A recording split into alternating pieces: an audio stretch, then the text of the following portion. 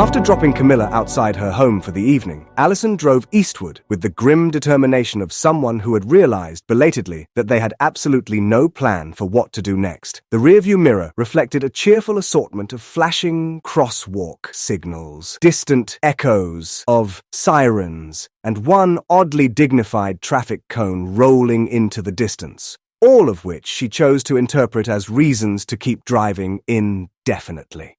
Alison wondered how many traffic cones she had driven over that evening. Well done, Alison. She spoke to herself, hoping she was listening. Successfully escaped your best friend, a secret bunker in the highway median, the police, and the end of the world, all before dawn. Northampton, usually the sort of place where unrest meant a strongly worded Facebook post about community recycling bins not living up to unrealistic social norms, now appeared to be halfway through its first act as a dystopian tourist destination. A group of hooded figures scuttled along the pavement, brandishing spray cans like prophetic agents of institutional change, noting the pluses and deltas of their municipal landscape. The notes they left behind told a disjointed story of confusion between discontent and malcontent with the anonymous administration, who supposedly made up the laws and their Dostoevskian moral enforcement. Or maybe those rounded spray blobs were just the painter's interpretations of poop emojis. Alison considered the moral and ethical implications of a freshly painted message. Is that one supposed to say, "Who say reload"? What is that?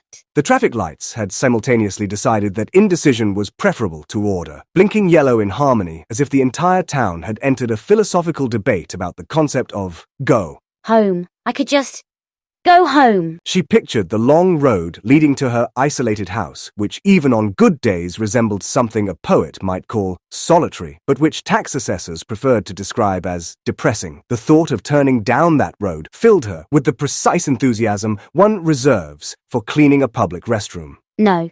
Coffee. Coffee first. Someone else's electricity, someone else's Wi-Fi, and preferably someone else's sanity. She navigated toward downtown, which was bravely pretending that the apocalypse was just another mildly annoying Tuesday. At last, she spotted a beacon of civilization, Oxbow Roast, a coffee shop that specialized in being open when every sensible person was asleep. Inside, two exhausted nurses were conducting a silent staring contest with their coffee cups, while a barista polished the counter with the sort of grim focus usually reserved for bomb defusal. One small, please. Black. The barista nodded sympathetically. While waiting, Alison glanced at the television above the counter. The news anchor's mouth moved too lazily for the headlines scrolling beneath her. Oh no, what? And now we fade, quite inconveniently, to black while you question what milieu or ponderous situational cliché Alison just encountered. Find out next time as our protagonists encounter cliffhanger after cliffhanger in a never-ending quest to figure something out. Solve a mystery or challenge their intrinsic internal monologue's bad behaviors that should change, but probably won't until the very end of their massive story arc.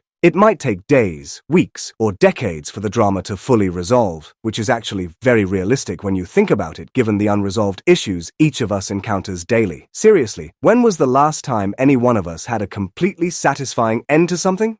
It's like our lives are a series of unresolved issues strung together by the existential fabric weavers of reality. Someone should write a book about that.